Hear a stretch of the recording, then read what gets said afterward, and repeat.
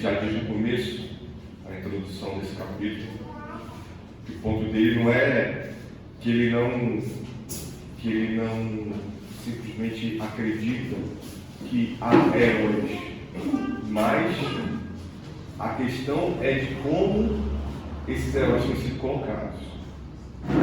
Então, essa coisa de herói tem sido colocada de uma forma exagerada. E ele vai tratar disso nesse capítulo. E não tem sido fiel à Escritura. Vamos orar mais uma vez? Ó Senhor, obrigado, Pai, por esse momento. Obrigado porque o Senhor cuida de nós e nos dá força, Senhor, para estarmos na tua casa no dia chuvoso. Sabemos que é o teu Santo Espírito nos ajuda para isso. Nos ajude, Pai, nesse estudo, para que possamos compreender o que vai ser dito aqui e para que possamos ser fortalecidos e edificados no Senhor. Em nome de Jesus. Amém. Então, o autor ele lembra do que a palavra de Deus fala sobre heróis. Ele dá alguns exemplos aqui, eu vou ler. Abraão é um homem de fé, disposto a sacrificar até o seu filho ao mando de Deus, sem levar em conta o fato de que estava sempre questionando a promessa de Deus. E para salvar a própria pele, até falou a um rei que Sara era a sua irmã. Moisés é Moisés. Há muitos episódios heróicos para escolher em sua vida. Só não mencione o pedaço onde Deus queria matá-lo porque ele demorou para circuncidar o seu filho, ou a cena que desobedeceu a Deus e foi impedido de entrar em Canaã. As virtudes de Davi como homem segundo o coração de Deus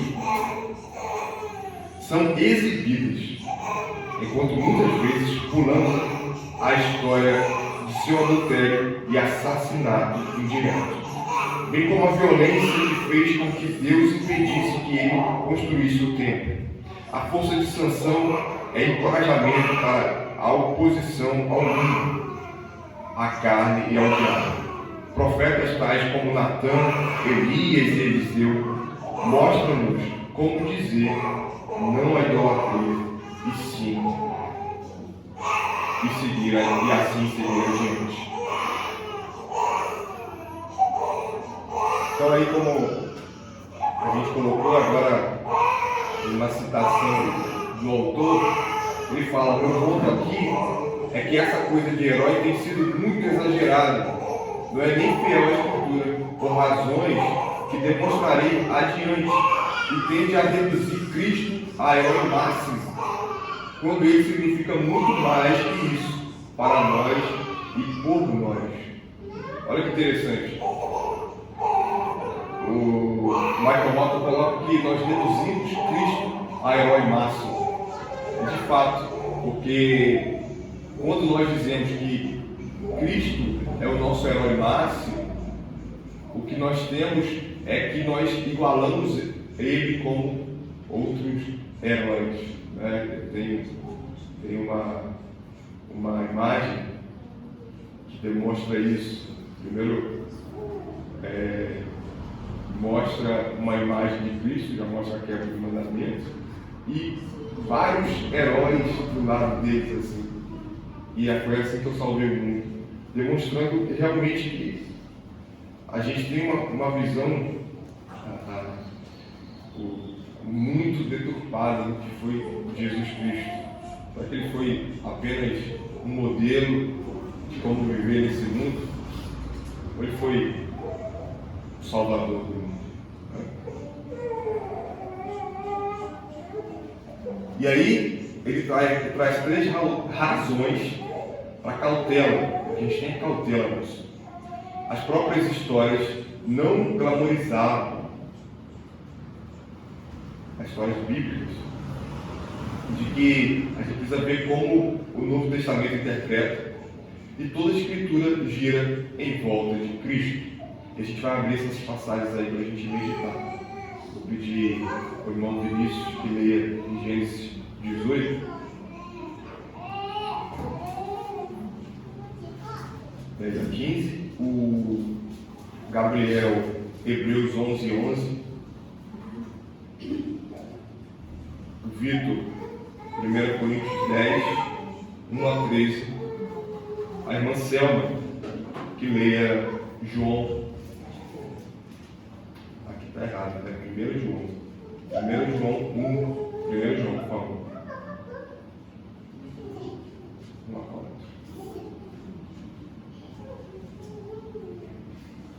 Gênesis 18, 10 a 15. Um deles disse: certamente voltarei a você daqui a um ano, e Sara, a sua mulher, dará à luz a um filho. Sara estava escutando a porta da tenda atrás de Abraão. Abraão e Sara já eram velhos, avançados em idade, e a Sara já lhe havia cessado o costume das mulheres. Por isso Sara riu em seu íntimo, dizendo consigo mesmo: depois de velha, e velho também o meu Senhor, terei ainda prazer? Então o Senhor perguntou a Abraão: por que Sara riu, dizendo: será verdade que darei ainda a luz sendo velho? Por acaso existe algo demasiadamente difícil para o Senhor? Daqui a um ano, nesse mesmo tempo, voltarei a você e Sara terá um filho. Então Sara teve medo e negou, dizendo: eu não ri. Ele, porém, disse: não é verdade, é certo que você riu. Olha só, Sara, ela riu, foi incrédula e achou pouco, mentiu. E agora Hebreus 11, 11, por favor. Pela fé, também a própria Sara recebeu o poder para ser mãe, não obstante o avançado de sua idade, pois teve por fiel aquele que lhe havia feito a promessa. Fé? Sara teve fé, não é? O que a gente acabou de ler aqui, e o que o Vinícius leu, e o que o Gabriel leu, será que não são coisas distintas? Não. Essa fé é a fé em Cristo, porque essa mesma Sara que riu diante do Senhor e os dois anjos que estavam ali, e simplesmente é colocada na galeria dos heróis da fé. Mas essa fé vem de Cristo, porque os textos parecem que a gente está falando de duas Saras, né? Isso mostra que a gente precisa interpretar a Escritura toda em volta de Jesus Cristo. 1 Coríntios 10, 1 a 13. Ora, irmãos, não quero que ignoreis que nossos pais estiveram todos debaixo da nuvem, e todos passaram pelo mar, e todos foram batizados em Moisés na nuvem e no mar, e todos comeram de uma mesma comida espiritual, e beberam todos de uma mesma bebida espiritual, porque bebiam da pedra espiritual que os seguia, e a pedra era Cristo. Mas Deus não se agradou da maior parte deles, por isso foram prostrados no deserto. E estas coisas foram feitas em figuras, para que não cobicemos as coisas mais, como eles cobiçavam. Não vos façais, pois, idólatras, como alguns deles, conforme está escrito: o povo assentou-se a comer e a beber, e levantou-se para afogar. E não forniquemos, como alguns deles fornicaram, e caíram num dia 23.000. E não tentemos a Cristo, como alguns deles também tentaram, e pereceram pelas serpentes. E não murmureis, como também alguns deles murmuraram, e pereceram pelo destruidor. Ora, todas essas coisas lhe sobrevieram como figuras, e estão escritas para aviso nosso, para quem já são chegados os fins dos séculos. Aquele, pois, que cuida está em pé, ore que não caia. Não veio sobre vós tentação senão humana, mas fiel é Deus, que não vos deixará tentar acima do que podeis. Antes, com a tentação dará também o escape, para que a possais suportar. Amém. Olha só, Paulo coloca aqui para os Coríntios, uma carta para os Coríntios, de que esses são exemplos que o povo de Deus deu exemplo para nós do que não fazer.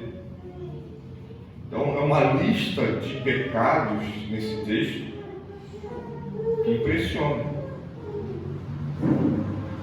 Versículo 7. Não vos façais, pois, idólatras. 8. Não pratiquemos imoralidade. 9. Não ponhamos o Senhor à prova. 10. Não murmureis. Uma lista do que não fazer, ou seja, exemplos do que não fazer. É a Escritura não valorizando o seu próprio, o povo de Deus. É o Senhor não valorizando o povo de Deus, mostrando o tempo todo que o homem mais íntimo de Deus que pisou nessa terra precisa de Cristo. Precisa de Cristo. E agora 1 João 1,4. O que era desde o princípio, o que temos ouvido, o que temos visto com os nossos próprios olhos, o que contemplamos e as nossas mãos apalparam com respeito ao verbo da vida, e a vida se manifestou e nós a temos visto e dela damos testemunho e o anunciamos, a vida eterna, a qual estava com o Pai e nos foi manifestada. O que temos visto e ouvido anunciamos também a vós outros, para que vós, igualmente, mantenhais comunhão conosco. Pai, a nossa comunhão é com o Pai e com o Filho, com o seu Filho, Jesus Cristo. Estas coisas, pois, vos escrevemos para que a nossa alegria seja completa. Amém. Nossa comunhão com o Pai e com o Filho Jesus Cristo. A nossa alegria só é completa no Pai e no Filho. Nós precisamos entender que qualquer coisa além disso não é evangelho. E o autor ele coloca uma frase muito interessante que eu já tinha ouvido. Mas ele é americano, né? A gente tenta, às vezes a gente imagina que essas coisas não apareçam em outras culturas. Né? Ele coloca, ele destaca a frase, ouse como Daniel. Igrejas pentecostais gostam muito de usar essa frase, ou usar nomes de grandes homens de Deus. Mas é interessante como ele coloca isso, de que muitas vezes a gente, por meio até da nossa vida cristã, de escola dominical, e a gente só ouve histórias. A gente ouve histórias sem Cristo. A gente aprende da vida de Daniel sem Cristo. A gente aprende da vida de Moisés sem apontar para o Salvador. E a gente só absorve as histórias de Sansão. E muitas vezes, como a gente leu já aqui, passa batido o que eles fizeram de errado. Não sei se muitas vezes é por temor de nós crianças sabermos aquilo que foi feito de errado, ou, opa, se foi feito de errado eu posso fazer também. Não sei, estou pensando sobre isso. Vai falar, Agora de manhã eu estava procurando desenhos comigo para nossa amiga brincar aqui durante a câmera. E aí eu me espantei, porque o que acontece? Não faz tanto tempo que eu comecei a ver a doutrina reformada, né? Então a minha visão dos homens de Deus é assim, intocáveis, errados, como se eles fossem escritura, né? Eles tivessem as atributos das escrituras, que é antes. Aí quando eu fui olhar os desenhos, cara, o desenho de Adão, Eva, a serpente, e eles super felizes pegando a maçã, né, o fruto, um tom de felicidade no desenho. Não dava um tom de, caraca, aquela coisa do mundo que aconteceu, estava com uma aparência de coisa legal. Aí você vê Daniel, super herói, todo mundo tem essa, já é trazido desde criança para nós, essa percepção de que eles são super legais e não erram nunca. Aí eu acho que quando a gente vai criando essa mentalidade desde criança, a gente quando cresce fica assim. Então a gente tem que ensinar para o filho, você não é pecadora assim, né? Você pega, filho. A gente vai olhar para as escrituras, tem umas músicas que a gente ouve, que são americanas, né? Mas infantis. Que aí elas falam assim, ela fala sobre o pecado, que é a pior coisa que pode acontecer. Ela tem um clima meio... sabe aquelas músicas da Disney que tem uma coisa de caraca, tinha com medo, criança? É meio assim a música. E aí a gente agora percebe que a gente tem que ensinar para ela que todo mundo é pecador, mesmo aqueles, exceto Cristo.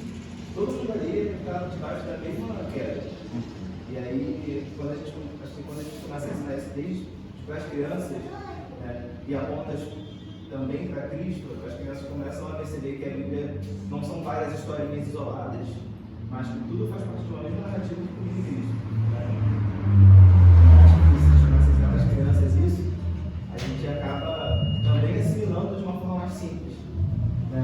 Porque eu acho que às vezes a gente tenta complicar demais os conceitos e fica muito teólogo e esquece de ver que o ensinamento bíblico, de certa forma, sim, tem uma certa simplicidade nisso também.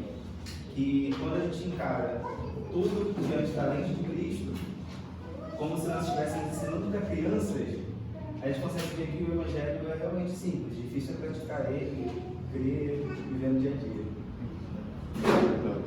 Verdade, eu acho que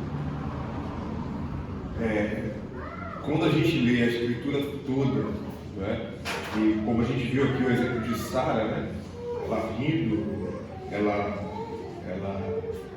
não crendo na promessa, sendo incrédula nele, e a gente vê ela na galeria dos heróis da fé, isso mostra que é Cristo, pela fé em Cristo. Então, irmãos, os exemplos bíblicos, muitas vezes, mostram para a gente o que fazer e também o que não fazer. A gente vê isso claramente e a gente fica com essa imagem maravilhosa da palavra de que o Senhor, ele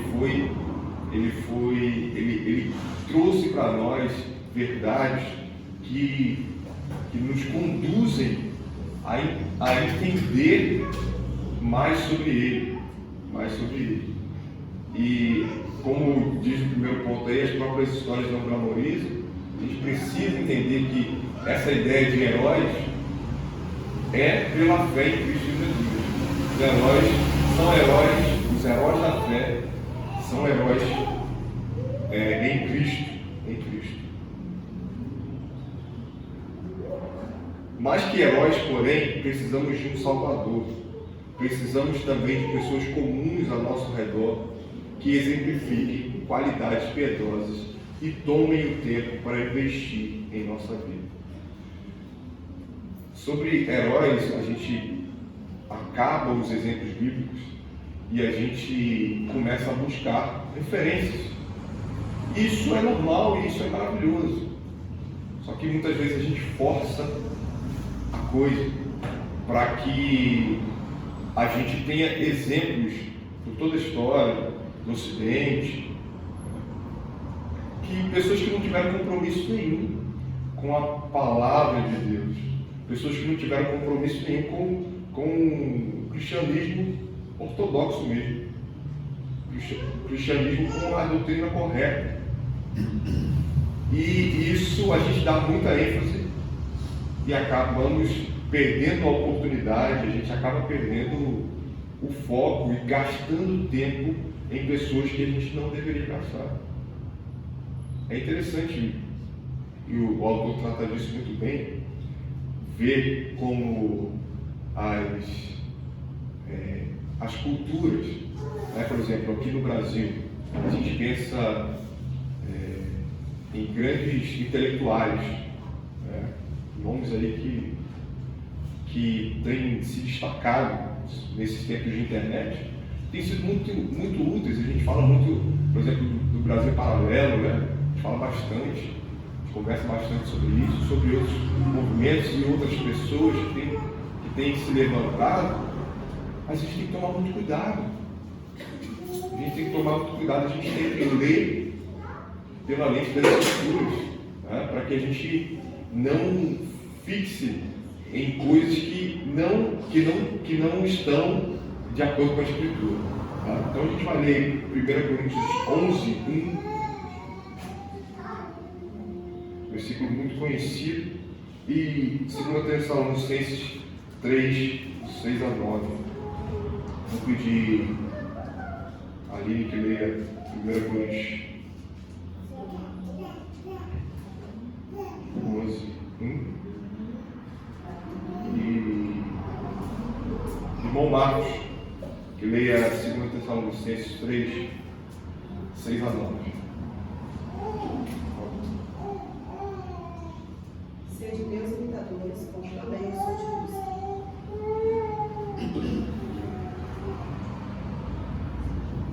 Segunda Tessalonicenses 3, 6 a 9.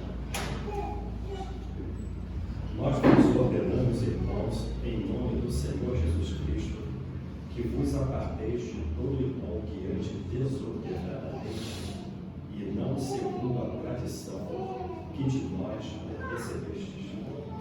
Pois vós mesmos estáis cientes do modo por que vos convém imitar-nos, visto que nunca nos portamos desordenadamente entre vós, nem jamais comemos pão à custa de outro. Pelo contrário, em labor e fadiga, de noite e de dia, trabalhamos a fim de não sermos pesados a nenhum de vós. Não porque não tivéssemos esse direito, mas por termos em vista oferecer-vos exemplo em nós mesmos para nos imitarmos. Amém. Amém. O mesmo Paulo que fala em 2 Tessalonicenses, ele fala em 1 Coríntios 11 que nós devemos ser imitadores dele. Olha só, Paulo está falando dele, mas enquanto ele é de Cristo, ou seja, a referência é Cristo. Então eu vou imitar o irmão Marcos, que acabou de ler, enquanto ele imita Cristo. Eu vou imitar o irmão Vinícius enquanto ele imita Cristo. Essa é a referência. E 2 Tessalonicenses 3, não vos ordenamos, irmãos, em nome, versículo 6, em nome do Senhor Jesus Cristo, que vos aparteis de todo irmão que ande desordenadamente e não segundo a tradição que de nós recebestes. Ou seja, a palavra está sendo bem clara o que a gente deve fazer com aquele irmão que a gente está vendo, que não é bom que a gente continue andando com ele. A gente deve se afastar deles mesmo. É interessante pensar, e o autor ele gasta um tempo falando sobre isso, das referências, de como a gente cria as nossas referências, homens mesmos que estão conosco, irmãos que estão conosco, e de como a igreja tem tratado disso de uma maneira peculiar, que a própria palavra não demonstra. É a questão, por exemplo, dos moços e dos velhos. Você pensar, por exemplo, que um exemplo aqui da nossa própria igreja, a gente tem um adolescente, né, Sofia? Nós temos um adolescente. Será que essa igreja não é para a Sofia? Será que essa igreja, a Sofia não se encaixa? Não é, Sofia? A gente já viu, e eu vi isso recentemente, argumentos de, poxa, eu vou ter um filho, não sei qual igreja eu vou ficar. A gente ouviu isso recentemente, perto de nós. Estava buscando uma igreja onde teriam outros bebês. É interessante pensar que é legal, né, esse crescimento junto. Né? É muito legal. Agora a gente tem a Mela, a gente tem o Pedro, a gente tem a Clarice, né? A gente tem bebês crescendo juntos. Eles podem se tornar amigos, podem crescer não só em tamanho, mas no conhecimento de Jesus Cristo. Mas pensando nesse caso, a gente vê da importância que o próprio Paulo fala para Tito, né, de que as mulheres mais velhas devem instruir as mais novas. A gente entende que isso se aplica a todos os homens, né? A todos os homens. Ou seja, eu não posso esperar que tenha uma juventude para começar a congregar. Ah não, agora tem adolescência, agora eu já posso levar minha filha para a igreja. Ou não, então eu vou ter que levar minha filha para outra igreja que tenha mais adolescentes. Você vê como a importância da gente entender esses textos que foram lidos, que nós precisamos ser imitadores das pessoas enquanto elas são de Cristo. E de que não há referência nenhuma na Bíblia quanto à idade. A gente faz isso nas escolas, a nossa igreja não tem essa divisão ainda de crianças que saem da escola dominical, mas se um dia tiver, a gente vai fazer, mas isso não é primordial. Isso não é primordial. Não é algo de primeira ordem, de que, precisamos separar agora Clarice, Pedro, a Melanie, por favor, a gente precisa alugar uma sala agora urgente. Não, na palavra de Deus não tem essa referência. E eles vão aprendendo aqui com a gente, eles vão meditando aqui com a gente, eles vão crescendo aqui com a gente, ainda que tão novos, eles vão entendendo a importância da palavra. Eles entendem, a Clarice desde muito cedo entende, né? A gente via isso, o que começou o culto, né? E isso a gente vê que as crianças vão aprender muito rápido, muito mais rápido do que a gente imagina. Aí, dentro do que está no slide, né, a respeito de andar com pessoas piedosas, né? Interessante que Paulo vai falar aí em 2 Tessalonicenses, se de um lado a gente deve procurar pessoas piedosas para andar conosco, Paulo adverte que nós devemos nos afastar, nos apartar daqueles que andam de forma desordenada e não segundo a tradição, né, que o apóstolo vai expor, que Deus está falando, né, por meio do apóstolo. E isso vai de encontro à cultura atual das igrejas, né, principalmente igrejas grandes, onde há uma mentalidade de que as pessoas devem ficar dentro da igreja, mesmo em vida que não expressa o arrependimento, justamente para demonstrar, entre aspas, um amor cristão, né? Então, disciplinar essas pessoas, apartá-las do seio da igreja, não seria expressar o amor de Cristo. Então, na verdade, nós vemos que essas pessoas devem ser amadas, sendo levadas ao arrependimento do pecado delas, dessa forma desordenadas como elas vivem. E se isso persiste, elas devem ser apartadas, né? Não somente do seio da igreja, mas os próprios irmãos devem se afastar dessas pessoas, né? Então, hoje tem muito essa cultura, dessa parte do amor cristão, deixar a pessoa em uma vida de pecado, de imoralidade dentro da igreja, para expressar o amor de Cristo. E de outro lado, as pessoas colocam a amizade, né, numa categoria superior a observar os mandamentos de Deus, né? Então não é meu amigo, é minha amiga. A pessoa de forma absoluta, né? É imoral, mas é meu amigo, eu tenho uma amizade de 10 anos, 15 anos. Mas a palavra de Deus diz que você não está andando com pessoas que vivem de forma assim, né? Irmãos, desculpa, né? Pessoas não, irmãos, que professam a mesma fé, que vivam assim, sem arrependimento. Então, se de um lado nós devemos procurar pessoas piedosas, de outro devemos colocar a palavra de Deus, né, e o mandamento dele acima de amizade, acima do bom convívio social. Né? Isso, o argumento de que é da igreja é o suficiente para que eu possa andar. Exato, associa, né? A pessoa está associada, ela está professando a fé. Uma coisa é uma pessoa que, não sou crente, não sou cristão, não creio em Jesus Cristo. Ok, mas Paulo está falando de pessoas que são consideradas irmãos visualmente, né? Então, se ele está professando a fé em Cristo, se vincula a uma determinada igreja, que é a sua igreja, tudo que ela faz de forma desordenada, que o apóstolo está falando, está caindo na conta de todo mundo da igreja, né? E a gente sabe como é que isso funciona, e a importância de uma igreja disciplinar essas pessoas.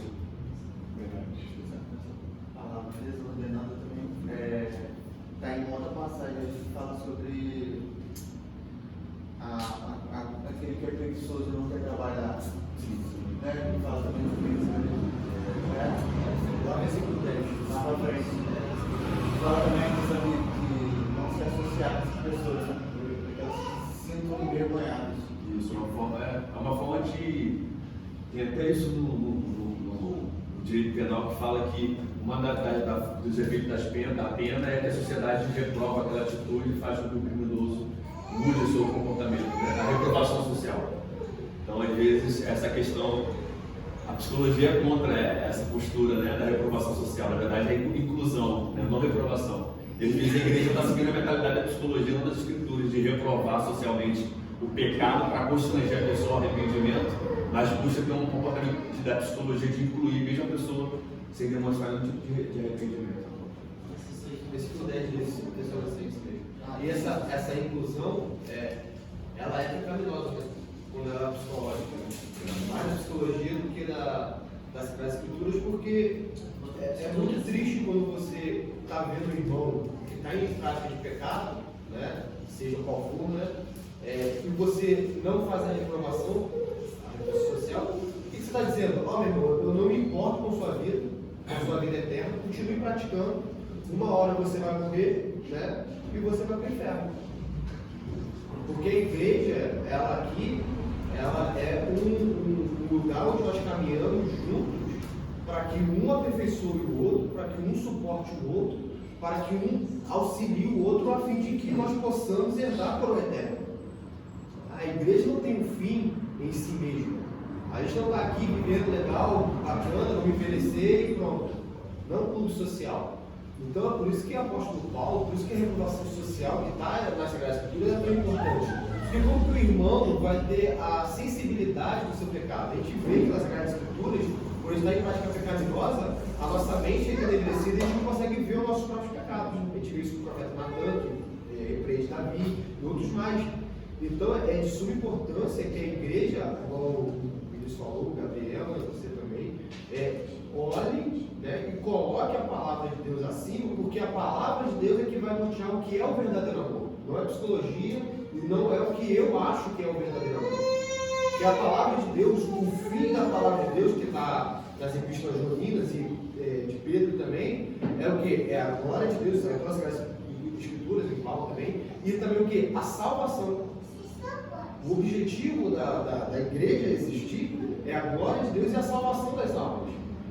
E não apenas o nosso relacionamento horizontal. É por isso que é de suma importância a disciplina. Porque quando a igreja ela fica com um pensamento mais da presente era, o que ela está fazendo é alargando a porta, sendo porta do céu, quem sabe que não é a porta do céu, porque a palavra diz que é estreita, e está fazendo muita pessoa ir para o inferno achando que ele vai para o céu. Aí ela vai chegar, né? No último momento lá, não fui para o céu por quê? Porque, claro que é uma ironia, né? Mas por quê? Porque a igreja está mais preocupada em encher as suas cadeiras, em aumentar sua arrecadação de dízimos e ofertas, em ser relevante para a cultura, em sair matéria da UOL, da Folha, e da onde for, em ter aplausos no mundo, do que realmente ser fiel ao Senhor. E sempre quando a igreja é fiel ao Senhor, isso está na história da igreja, isso está em Atos, está nas Sagradas Escrituras, ela o que é apedrejada pelo mundo. Então a igreja tem que tomar muito cuidado com o que norteia ela. Se é a cultura ou se é a palavra de Deus. E a própria disciplina deu o efeito dela, né? Ela demonstra o amor de Deus para com o seu povo, levando ao arrependimento, e o cuidado também no sentido de apartar os lobos, né? Então a disciplina, os verdadeiros filhos saem, não ficam, né, arrependidos, os falsos vão para longe. Ou ficam quietinhos aqui, mas não perturbam tanto, né? Fica camuflado. Nem sempre dá certo, né? Às vezes a pessoa fica bem camuflada e continua na igreja. Imagina a própria lei, né? O nosso país proíbe a disciplina. Sim, justamente, né? Nós tivemos um caso de um presbítero, né, da igreja presbiteriana que foi disciplinado pela igreja, não aceitou a disciplina, estava em vida de pecado, saiu da igreja e processou a igreja judicialmente. Mas assim, graças a Deus, porque estava tudo bem amarrado no estatuto da igreja, não foi procedente o espírito dele. Mas ele, um presbítero, um cara que foi oficial deveria selar mais ainda pela imagem da igreja, foi judiciário. Não, pela palavra. Pela palavra. O existe da igreja, uma palavra do Senhor, né? Da fidelidade, de viver uma vida que agrade ao Senhor, não a igreja. Não, a igreja, eu falei igreja de Cristo, não é denominação. Ok. Igreja de Cristo. Então, mas aí hoje em dia, como é que a gente faz para a disciplina? Como é que a gente tem feito, né? Para a disciplina dele? E é interessante a gente pensar que o autor ele fala sobre isso, que o Vitor colocou, sobre a questão da igreja ser relevante, aparecer nas revistas, né? Na mídia em geral. O autor vai tratar disso de uma maneira interessantíssima. É interessante a gente ver que tudo depende mesmo da igreja local em relação à disciplina. Eu já semana no Celular, né?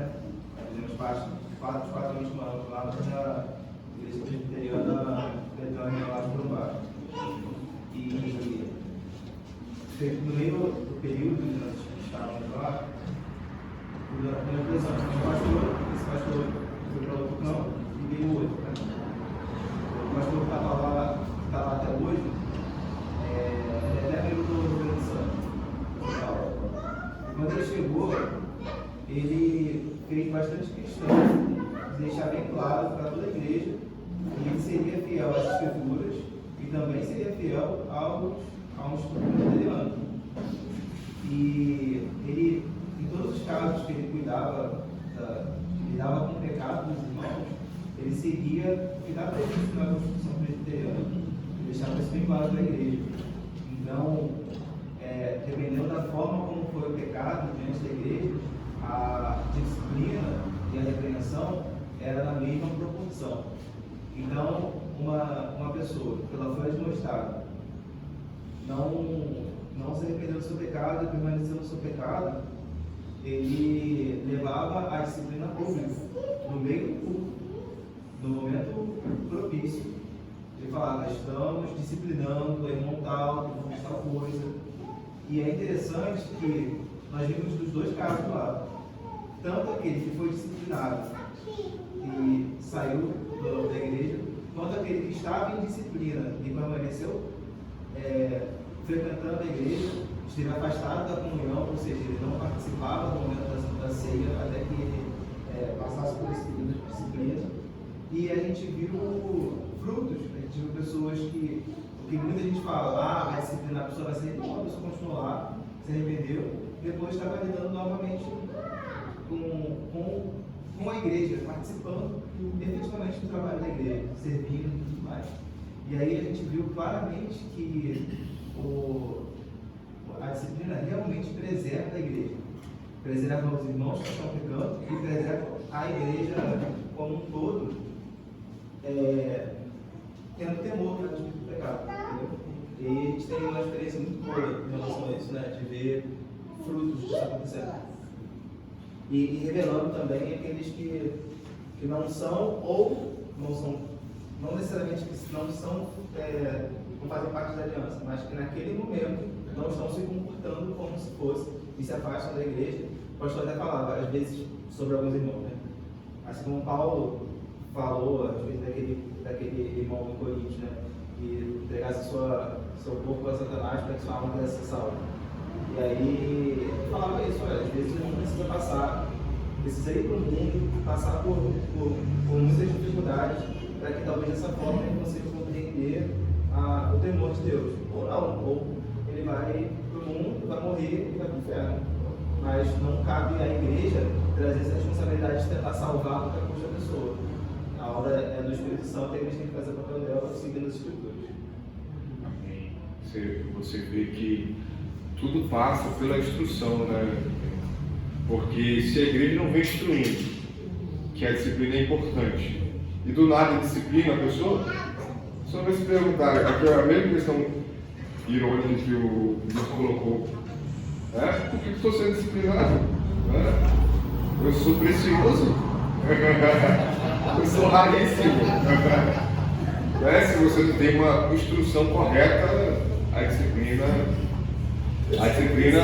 acontece isso, né? As pessoas saem da igreja, lá eu fui desprezado. Mas não, quando você vem instruindo, e quando a pessoa é disciplinada, ela reconhece, poxa, eu fui instruído assim, e mesmo assim eu pequei. Agora eu preciso estar debaixo aqui da autoridade. Chamados ordinários, transformação cultural ou serviço por amor. Aqui ele traz quatro pontos para a gente pensar sobre esse tema aqui. Tá? E vai fazer sentido para a gente meditando aqui e pensando sobre. Ó, primeiro, o chamado à transformação radical da sociedade pode facilmente desviar o olhar de fé de Cristo para focar em nós mesmos. Por favor, irmão Gabriel, leia em João 1:29.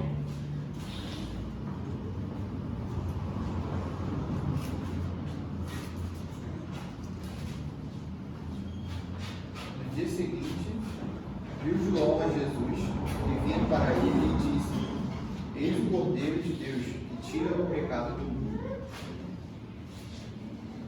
Serviço da comunidade se torna coisa maior do que crente simplesmente amando o seu próximo mediante seus chamados ordinários do mundo. Olha, esse é o texto de João Batista reconhecendo o senhorio de Cristo.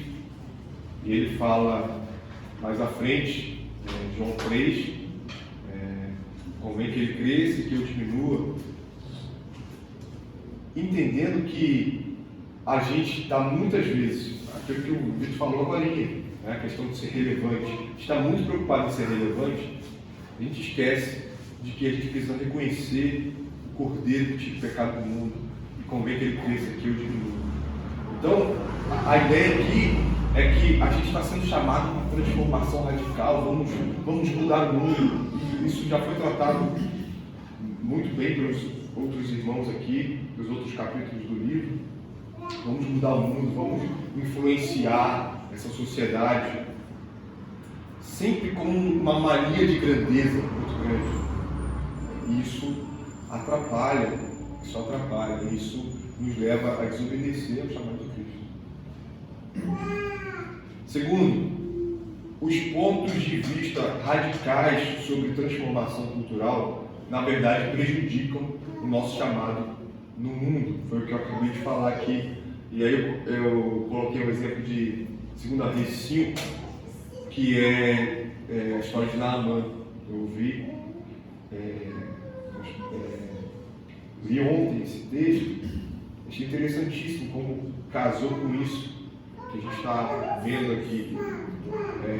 Uma jovem, povo de Deus, que era escrava de Naamã, falou com a esposa de Naamã.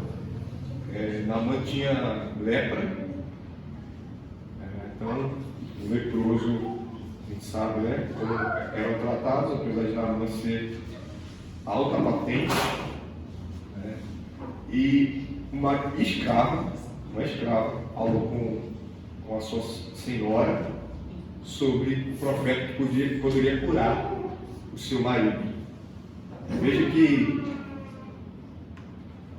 Veja que ela era uma pessoa totalmente desprezada, uma escrava. A gente tenta conceber o que é escravidão, né? A gente pode pensar nisso, mas a gente nunca viu, pelo menos eu nunca vi de perto isso, ainda há casos de escravidão, mas foi usada por Deus. E o autor fala que, unida a Cristo, a nossa fé começa imediatamente a produzir os frutos do arrependimento evangélico e das obras boas. Ofertamos tais obras não para que Deus nos reembolse, mas ao nosso próximo para o bem dele. Isso é interessantíssimo, porque ela era escrava de Naamã e ela buscou o bem do seu Senhor. Ou seja, amor ao próximo, seguindo, ou melhor, obedecendo a sua missão como servo, não de Naamã, mas do Senhor. Terceiro, apesar de afirmar o nosso chamado no mundo, o chamado para transformar o mundo, subestima as vocações comuns, as quais, na verdade, mantêm os dons de Deus em circulação. É interessante a gente pensar que o que o mundo quer de nós são trabalhos, de novo, relevantes.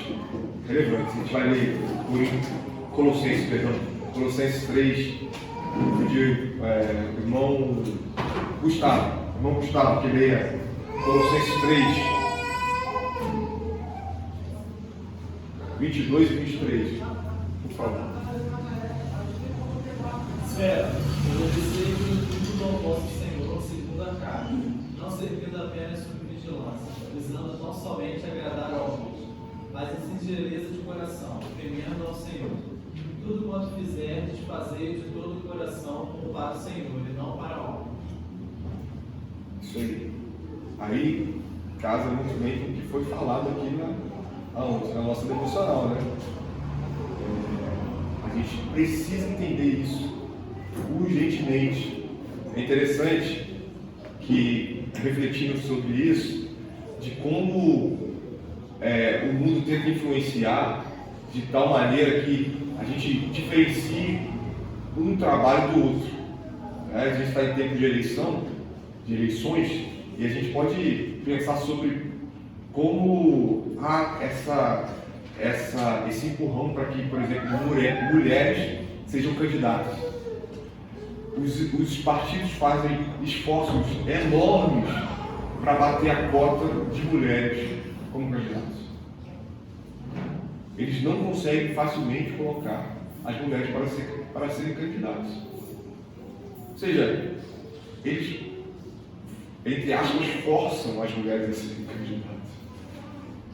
Por quê? Porque a ideia de que mulheres como deputadas, aí sim, agora sim vocês estão numa posição de respeito. Ou seja, está subestimando as vocações, está subestimando a dona de casa, está subestimando a enfermeira, está subestimando a faxineira. Por quê? Porque ser deputado, aí sim, é um trabalho relevante, que transforma o mundo.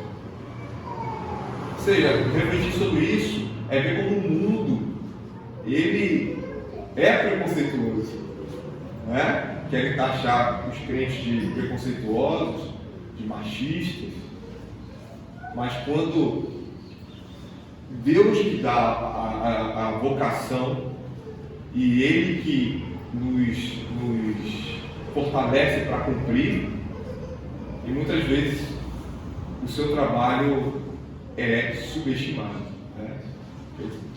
Eu ouço isso, assim, não machuque nada, mas é interessante pensar. Você é músico e você trabalha com outra coisa também, não é só piada que a gente vê na internet, não, eu ouço isso. São coisas que é normal nosso, muitas vezes, né? Eu posso perguntar isso a alguém também, então eu não gosto de tirar pedra, mas é interessante, né? Como a gente muitas vezes subestima o trabalho do outro, quando é Deus que está dando vocação, e a gente categoriza trabalhos como relevantes, ou melhor, muito relevantes e pouco relevantes, como a Escritura faz isso. E um ponto leva ao outro. Esse último aí, eu deixei até a mesma referência para a gente meditar.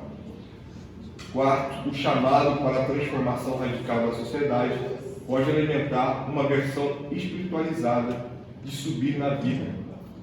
Então, enquanto você está aí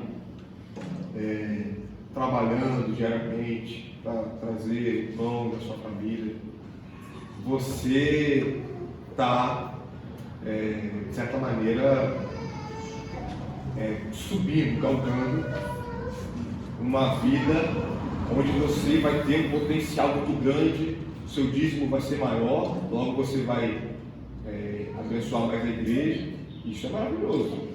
Até aí tudo bem. O problema está em como você espiritualiza isso. Espiritualiza a ideia de subir na vida.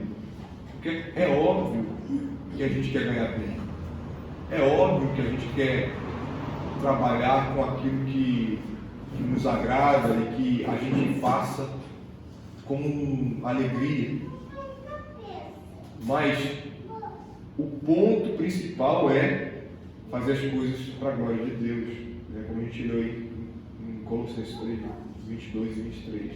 A gente precisa entender que essa transformação radical nada mais é do que uma ideia de engrandecer o homem, né? De que então, você vai chegar lá quando você virar médico, né? Subir na vida, você quer ser alguém na vida, né? Tem que estudar para ser alguém na vida. E o que é ser alguém na vida? Alguém pode me dizer? Tem um curso que a gente fez sobre isso, né? A ideia da vocação que o professor defendia, que hoje a nossa sociedade ela inverte, né? Porque ela não tem mais a vocação, né? Mas a ideia de você buscar um fim e desenvolver as habilidades para alcançar aquele fim. Então, hoje você para ter, você faz, então você é. Mas o certo é porque você é, ou seja, o seu ser, você se identifica com as suas habilidades, suas predisposições, então você busca, com aqueles dons que você possui, as habilidades, você vai fazer, e a consequência do que você faz, você tem. Então você não busca ter para ser alguém. Você é, você faz, então você automaticamente acaba tendo um retorno daquilo que você faz. Então a ideia é valorizar o ser. Hoje em dia as pessoas estão buscando ser alguém por meio daquilo que elas fazem, do que elas têm, os bens materiais, né? E não, os bens não são o retorno da consequência da vocação que elas possuem, então desenvolvem. Aí você vê pessoas bem-sucedidas financeiramente, mas totalmente desequilibradas emocionalmente, espiritualmente. São pessoas que não estão bem consigo mesmas, não estão bem com tudo que está ao seu redor, porque por mais que elas ganhem bem, aquele trabalho não expressa a vocação dela, ainda continua suprimida lá dentro. Não é desenvolvida, como se tivesse um clamor dentro da alma para desenvolver aquela potencialidade, aquela semente plantada por Deus, que ela não germina, né? Ela está fazendo outras coisas.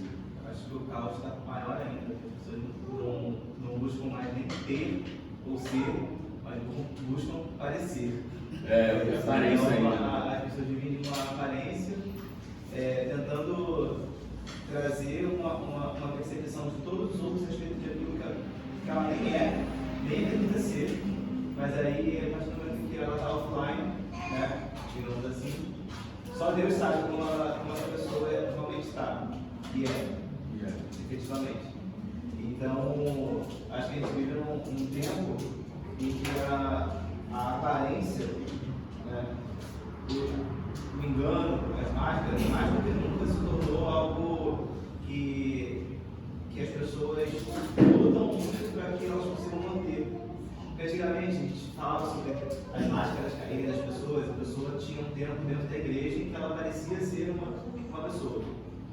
Agora as pessoas tentam ter uma imagem constantemente, porque elas ainda têm que parecer ser alguém muito legal o tempo todo nas redes sociais.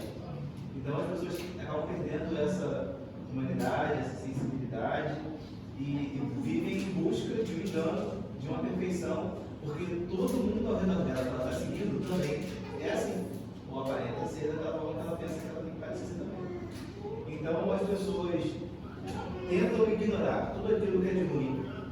Então tentam ignorar a fatura do cartão de crédito, tentam ignorar todas as coisas que poderiam a deixar triste, né? E até ficam rindo disso. No final das contas, as pessoas ficam tentando viver de uma forma que não é compatível com o que ela tem. Às vezes diz assim, a pessoa bem-sucedida, não, a pessoa não tem nem condições de viver uma vida de bem-sucedida. Mas tenta viver dessa forma, né? Criando um monte de dívidas, depois está cheio de ansiedade, não consegue lidar com o fato de, caramba, só eu viajei para Disney ainda? Não, vou parcelar em 250 vezes de cartão. E aí, exatamente. E aí a pessoa fica com essa necessidade de sempre parecer ser tão boa, tão bem sucedida quanto outras pessoas. Porque deixa de ver exatamente isso. Qual é o meu propósito no mundo? Quem eu sou? O que eu posso contribuir?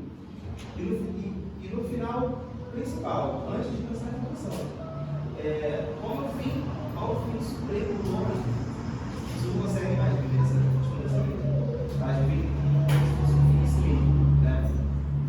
E aí, só quando a gente tem essa cosmovisão, a gente consegue viver de forma a ter paz, efetivamente. Não andar ansioso por coisa alguma. É só Cristo mesmo que consegue nos fazer perceber, tudo bem não ser perfeito, tudo bem no sentido de Jesus venceu o meu pecado, então se eu cair, Ele me levanta. Eu sou fraco, e aí tudo bem, porque assim que Cristo vai me fazer forte. Nós começamos a pensar, nós precisamos ser super-heróis que a gente estava vendo lá, ser o inerrante, diante de todas as pessoas que estão me monitorando. E se eu não postar uma coisa daqui a 15 minutos, vão achar que eu não estou bem, preciso mostrar que eu estou bem. Se eu tiver que ficar ansioso com essa perfeição o tempo todo, cara, fico ansioso. Muitas vezes também é uma aparência de autopiedade, né? A pessoa está sempre mal. Eu também tenho isso, né? Você tem que mostrar a realidade, está sempre principal. É isso mesmo. O extremo. O extremo. Teórico da comunicação, né? Eu vou dizer que a nossa sociedade atual, ela vive a cultura do espetáculo, que o Fibro está falando. E a gente olha para o Instagram, né, que é a rede social do momento, o TikTok eu posso falar que não tem. Mas, graças a Deus. Mas tem vezes que você vai passando assim o Face e você fala, cara, pra quê? Pra que isso? Porque isso vai de todos, né? Vai de todos os extremos, né? Tanto o que o Douglas está falando da viagem, para mostrar algo material, né? E quanto também mostrar uma versão espiritualizada de si mesmo, né? Das pessoas, né? Que são tão piedosas na rede social, né? Eu acho que a nossa sociedade, ela precisa viver, eu acho que isso é fantástico, esse estudo de hoje é fantástico, porque a gente precisa viver a vida comum, sabe? É muito fácil para mim, né, e para qualquer um de nós, não que isso seja errado, vou dar exemplo agora, né, mas postar todo dia versículo bíblico, postar textão autoral meu no Instagram, no Twitter, mas é muito fácil, enquanto o que o Gabriel falou no devocional, de eu servir ao meu patrão como se fosse a Cristo, isso é muito difícil. Isso é muito difícil, isso é praticamente impossível. Então, a gente tem que tomar muito cuidado para onde que a gente está indo, porque quando a gente segue essa cultura do espetáculo, a gente não somente nega o homem, né, porque o homem não é um espetáculo em si, a gente está mostrando que a gente é um espetáculo, a gente não é uma negação do homem, por isso a gente vê tanta gente quebrada, mas é uma negação do próprio Cristo, né, que é o centro, não somente das escrituras, mas da história humana. E a gente vê que quando nós perdemos Cristo de vista, a gente sabe que aconteceu lá em casa, é isso, né? Depois do século XVIII, XIX, mais especificamente, o iluminismo, mas século XIX foi bastante. A gente vê como que a humanidade está indo de ladeira abaixo. A gente está perdida, está tendo grito, pedindo socorro, mas sem clamar a pessoa certa, que é Jesus Cristo. Verdade. O autor vai falar disso aqui na frente. Eu até adiantei que vai ver se era por causa. Irmãos, em vista de tudo isso, a gente entende que a gente precisa reformar a nossa teologia da cultura. Porque se, como a gente viu, para a questão do trabalho, para a questão da vida diária, dos relacionamentos, a gente tem essa mania de grandeza, e inclusive na igreja, a gente precisa começar a reformar a nossa teologia da cultura. A louvável preocupação de proteger a vida humana da assolação os que exigiam aborto em qualquer circunstância, se espalhou rapidamente a uma multidão de iniciativas políticas, as quais refletiam mais a plataforma republicana do que a séria exegese bíblica. No meio tempo, a esquerda evangélica parecia estar presa ao Partido Democrático. Isso aqui ele coloca, e é o que a gente vive hoje, aqui no Brasil.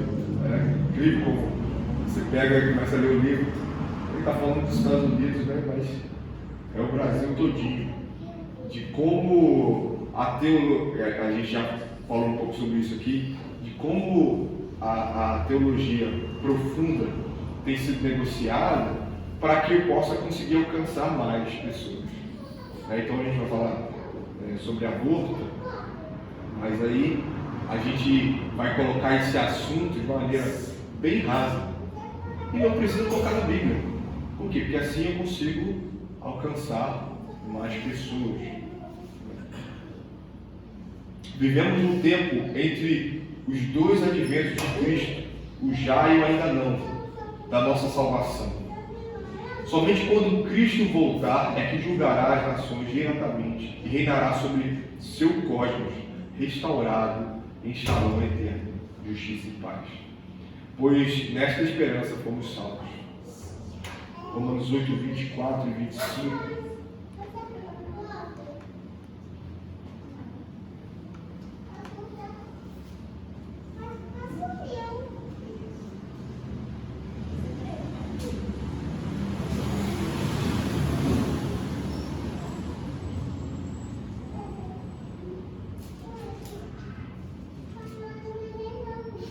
Porque na esperança fomos salvos. Ora, esperança que se vê não é esperança, pois o que alguém vê, como o espera?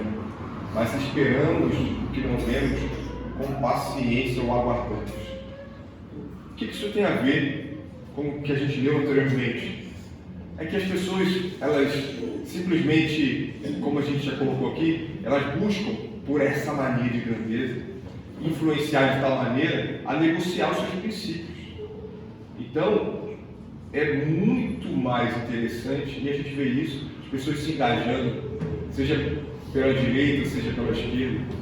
Quando a gente foi chamado a pregar o Evangelho, e o Evangelho requer muito mais trabalho, como o irmão acabou de colocar. Pregar o Evangelho, não, você gasta tempo discutindo sobre política, você gasta tempo defendendo o seu político favorito, mas você tem uma dificuldade em evangelizar. Você tem uma dificuldade de falar do que deveria ser algo natural para o cristão. Essa é a verdade. A gente tem que contar 1, 2, 3. Eu brinco com a Lívia. Preciso contar 1, 2, 3 para falar do Evangelho com alguém. E conto mesmo. Porque a gente tem essa dificuldade de compartilhar nossa fé. E isso é de nós que somos pecadores. Isso não deveria fazer parte de nós. Isso não deveria fazer parte de nós. Ou seja, nós temos o Evangelho.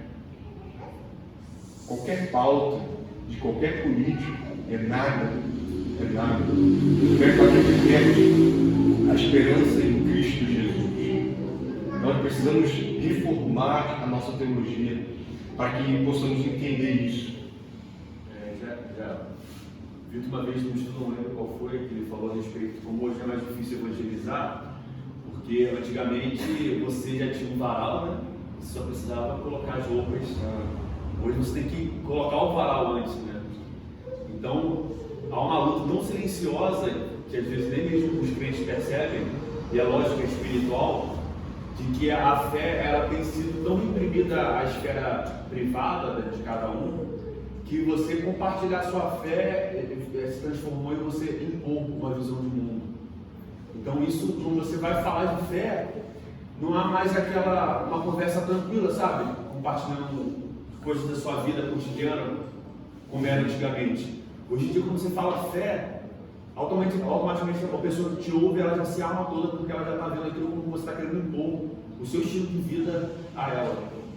Então você vê, algo foi se transformando na sociedade.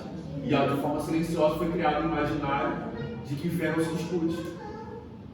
De que fé, cada um tem a sua, e se trata de opinião.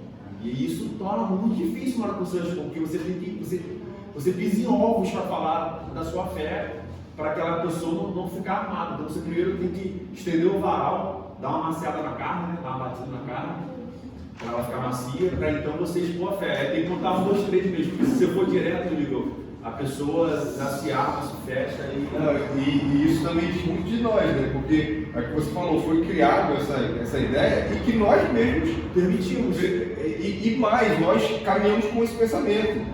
Muitas vezes você deixa de compartilhar a sua fé porque você está com aquele pensamento, pô, não, essa pessoa aqui não.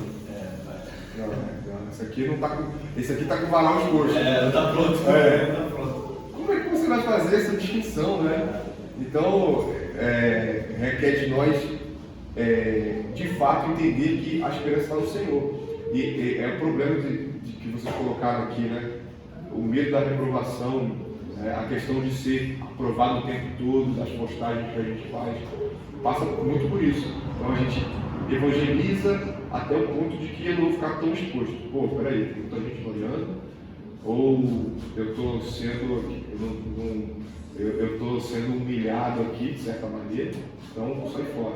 Então a gente foi chamado para isso. A esperança que está em Cristo não passa pela aprovação do mundo. A gente não deve se preocupar mesmo com isso.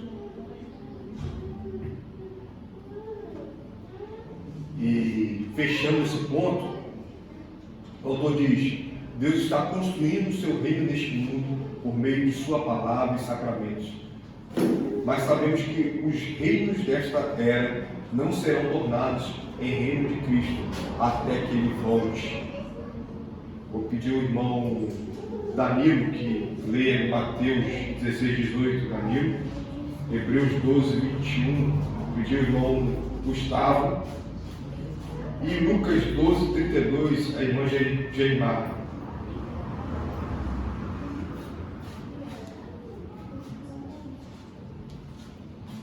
Também te digo, conhece Deus, sobre esta pedra edificarei minha igreja, e as portas do inferno não prevalecerão contra ela. Amém. Que Deus.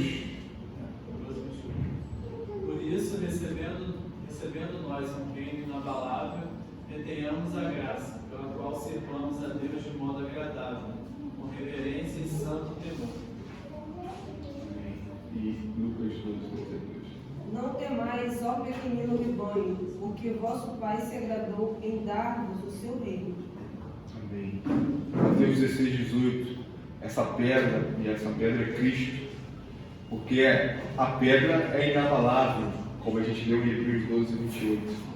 E Deus está dando o seu reino para nós, nos fazendo participantes desse reino.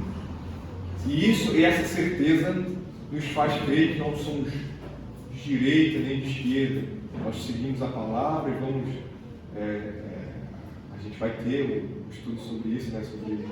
Sobre eleições, né? E isso leva a gente pensar de que nossa esperança está no Senhor, de que sim, a gente deve voltar o mais próximo possível do que a palavra de Deus ensina. Não é porque a gente não é de direita e nem de esquerda, a gente vai votar em qualquer um. Não, a gente sim vai ver qual é o menos pior para a gente votar.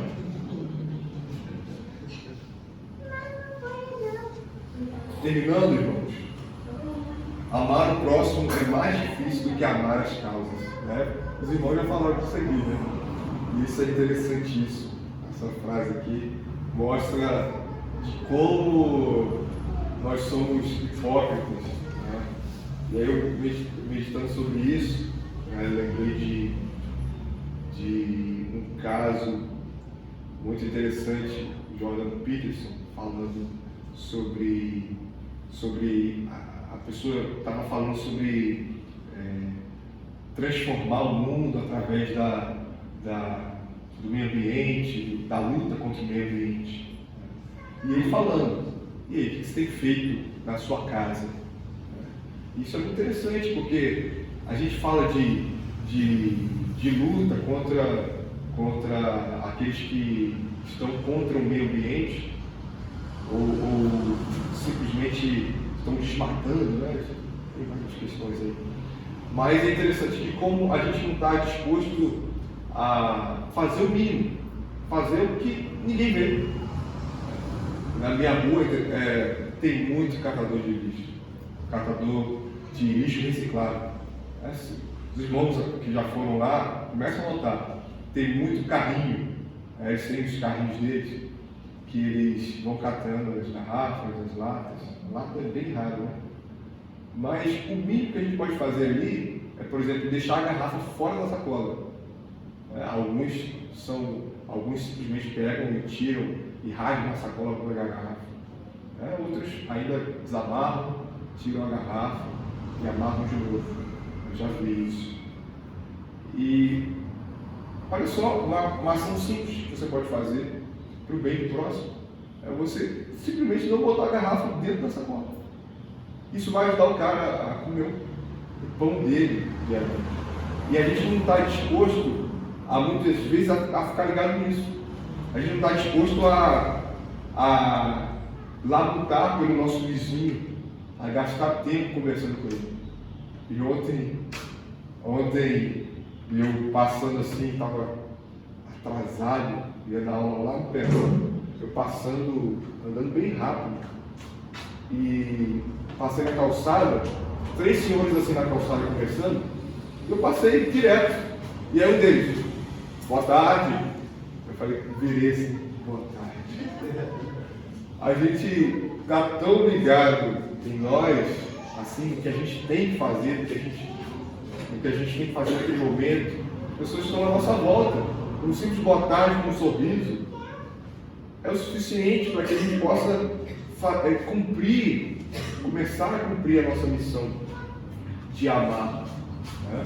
Porque as causas são levantadas, né? É interessante ver como isso é glamorizado. Por exemplo, a esquerda brasileira, ela investe na universidade de uma maneira tão pesada para que os adolescentes e jovens eles se envolvam ali nas causas, nas lutas, criando narrativas que fazem aqueles adolescentes e jovens acreditarem que estão mudando o mundo, né? Como o MST, causas assim, né? Feminismo. Quando não, quando a gente sabe que não estão. É triste ver como o adolescente ele quer mudar o mundo, mas não consegue dizer um bom dia. Eu ensino isso. Eu falo nesse caso, né? Mas quando um aluno chega assim, já senta, eu olho para ele assim e faço a mesma coisa que o senhor fez comigo. Bom dia. Bom dia. Eu olho para ele assim, bom dia. Eu preciso entender que ele acabou de chegar e ele sentou como se eu não estivesse ali. Ou seja, a gente precisa ensinar o básico para que a gente aprenda a amar o próximo. E aí a gente poderia ficar falando de exemplos aqui, né? Só eu falei de alguns exemplos, eu creio que os irmãos têm muitos exemplos para falar sobre amor ao próximo de uma maneira simples. Só que é difícil. Isso requer continuidade. Isso requer de nós algo que seja ordinário, que a gente já viu aqui, né? A importância de fazer isso constantemente. Quando as causas levantadas, é o que o irmão Douglas falou. Você levanta a sua bandeira enquanto você é visto. No caso no contexto das redes sociais, por exemplo. Mas depois você volta para sua casa e faz suas coisas como se você não estivesse lá. Ou seja, o desafio aqui é nós continuarmos firmes, buscando fazer aquilo que ninguém está vendo. Nossa identidade já está determinada por estarmos em Cristo, não por nossas realizações. A medida de excelência é amor diário por nosso próximo durante este tempo, entre os dois adventos de Cristo. Vou pedir ao irmão Vinícius que leia 1 Coríntios 26. 1:26, perdão.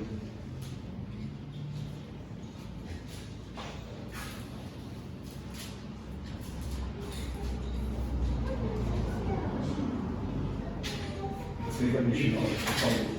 26. 26 a 29. Irmãos, considerem a vocação de vocês. Não foram chamados muitos sábios segundo a carne, nem muitos poderosos, nem muitos de nobre nascimento. Pelo contrário, Deus escolheu as coisas loucas do mundo para vergonhar os sábios, e escolheu as coisas fracas do mundo para vergonhar as fortes. E Deus escolheu as coisas humildes do mundo e as desprezadas e aquelas que não são, para reduzir a nada as que são, a fim de que ninguém se glorie na presença de Deus. Amém. Considere a nossa vocação. Fomos chamados, vocação, né? Vocare, chamados para uma missão que requer de nós continuidade. Essa é a dificuldade, ser contínuo. E o autor, terminando aqui, ele coloca uma citação de um cantor de uma banda chamada Sweet Fruit. Eu não conhecia, eu ouvi algumas músicas muito interessantes. Então depois podem pesquisar. Olha o que esse cantor fala sobre essa mania de grandeza e sobre isso aqui que a gente está vendo, sobre levantar causas. E que música a gente tem muito isso, né? A música, ela permite que a gente se emocione, que a gente cante constantemente e nos inspire, né? Olha o que ele fala aqui sobre as suas músicas. O primeiro ponto, ele fala primeiro sobre o cristão troféu. Olha só. Honestamente, essa questão me entristece, porque sinto que ela representa uma questão muito maior do que simplesmente umas melodias. De forma verdadeiramente socrática, deixe-me de fazer algumas perguntas. Será que Lewis ou Tolkien mencionam Cristo em qualquer uma de suas séries de ficção? Seriam cristãs as sonatas de Bach? O que é mais parecido com Cristo? Alimentar os pobres, fazer móveis, limpar banheiros ou pintar um pôr do sol?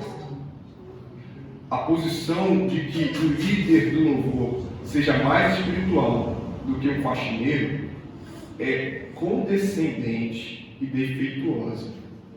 Estes diferentes chamados e propósitos demonstram ainda mais a soberania de Deus. Então ele falou aqui sobre essa ideia essa mania de grandeza, né? Da gente levantar causas, mas não está pronto para fazer o básico, o mínimo, o que ninguém está vendo. Agora ele fala sobre as músicas dele.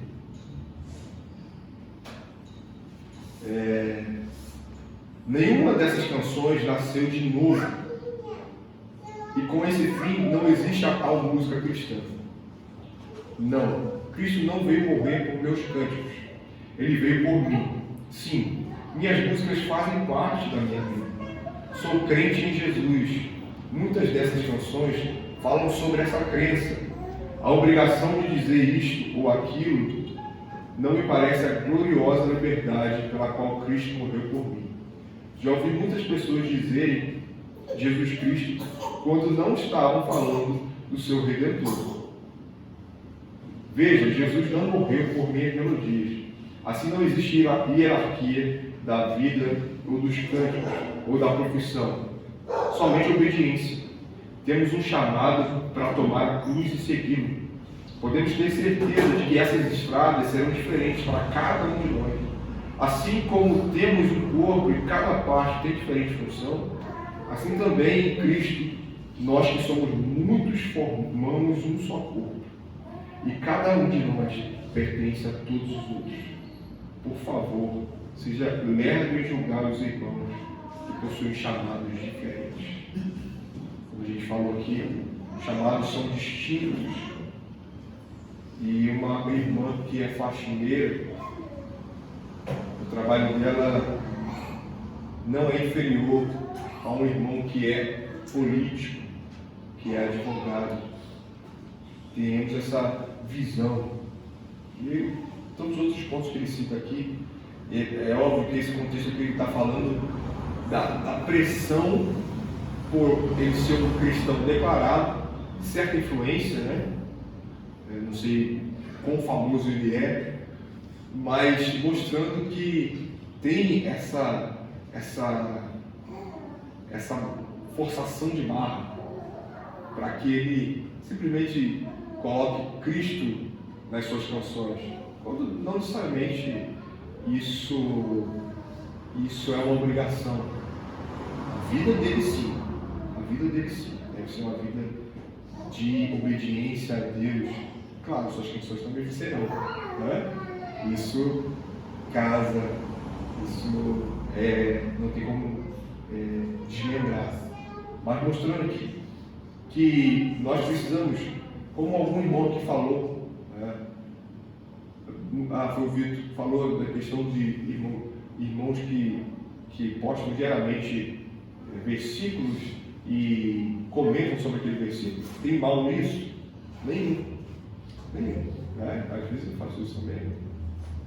Mas o mal está no...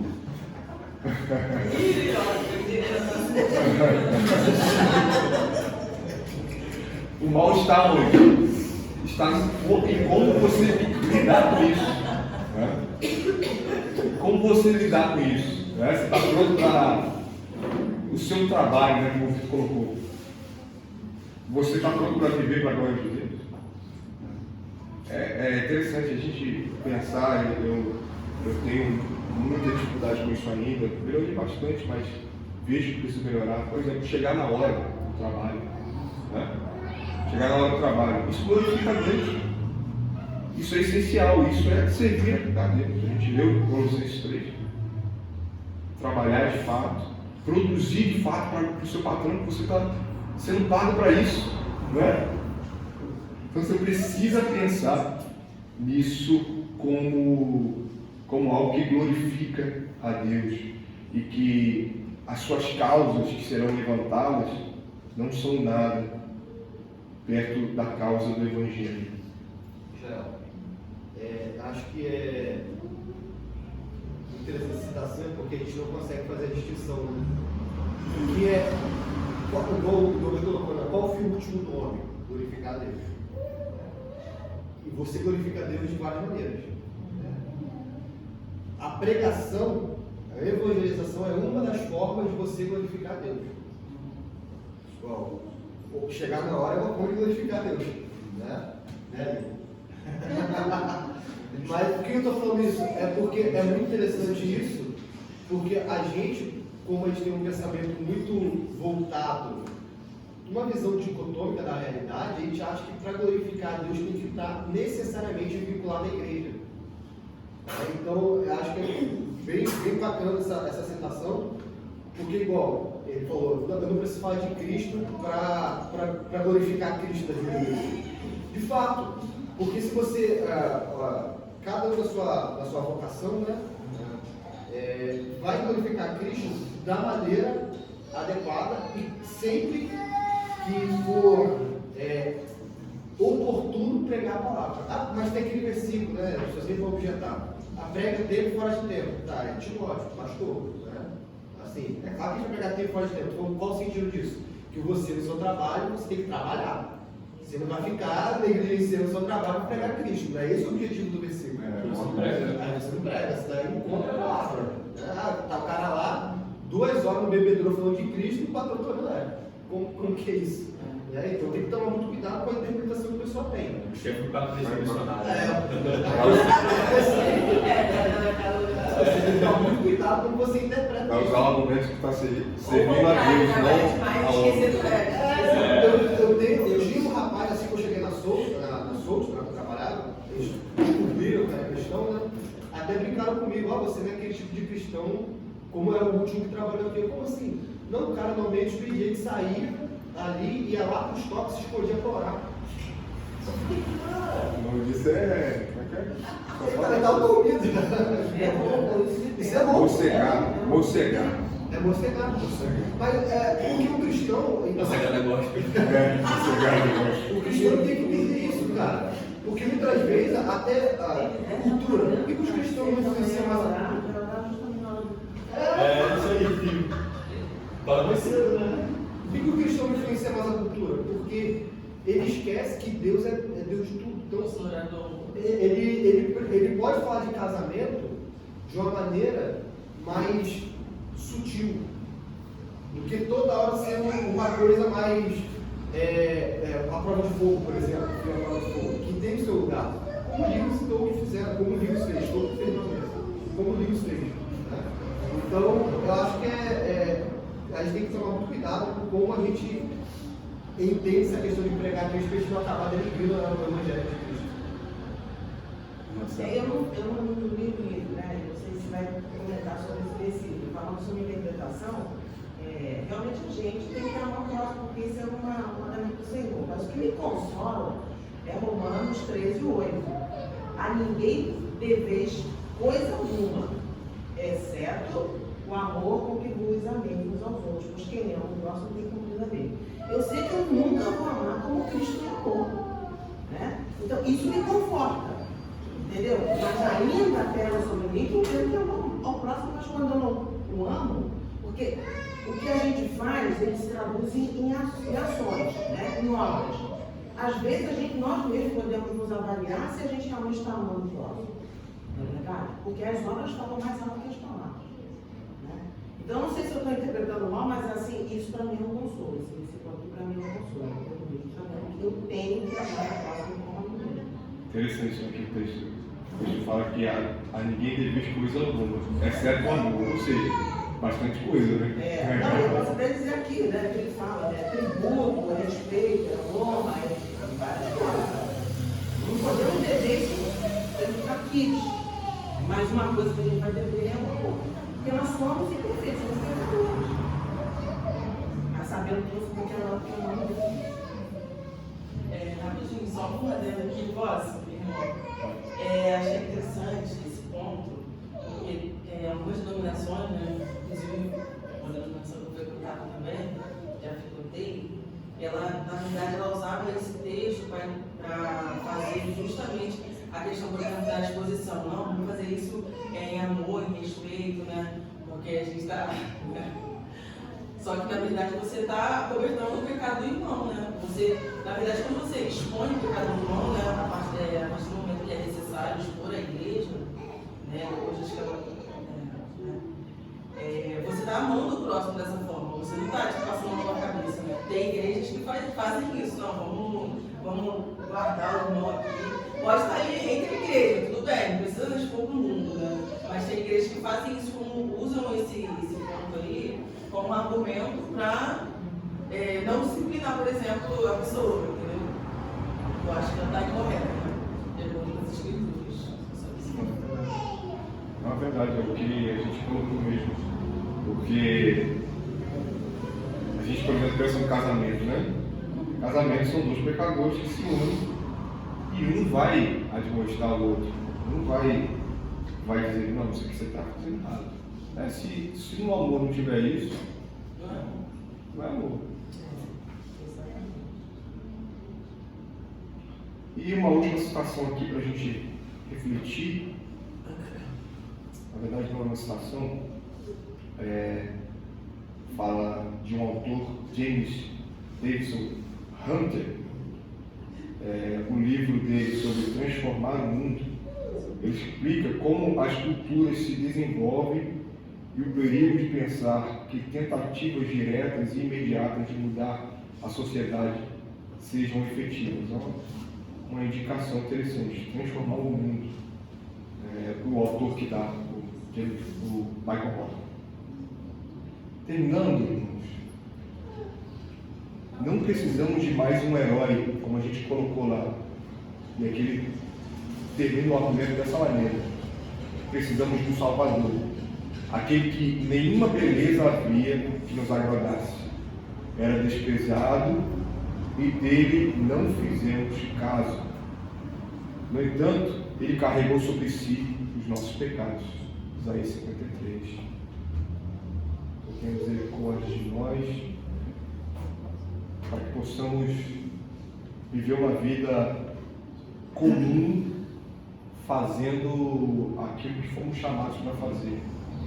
Nós vamos galgar, sim, as melhores condições do nosso trabalho, nós vamos buscar o melhor para a nossa família, mas tudo debaixo da vontade do Senhor, tudo fazendo de acordo com o que Ele quer. Amém? Vamos orar? Senhor, te louvamos, Pai, por esse momento. Obrigado porque o Senhor tem cuidado de nós e nos convida, Pai, a amar ao nosso próximo de maneira simples, de maneira corriqueira, Senhor. Tem misericórdia de nós para que possamos, Senhor, fazer debaixo da Tua boa mão, Pai, que fomos salvos para pregar a Tua palavra. Não há amor maior, demonstração de amor maior do que falar do Teu amor, falar de quem Tu és, que fomos libertos, Senhor, do inferno. Obrigado, Pai, por essa igreja. Continue abençoando cada irmão, para que possamos refletir tudo que foi lido aqui, para a glória do Teu nome. Leva-nos em paz e nos traga de volta logo mais à noite. Em nome de Jesus é que pedimos. Amém. Amém. Meu irmão,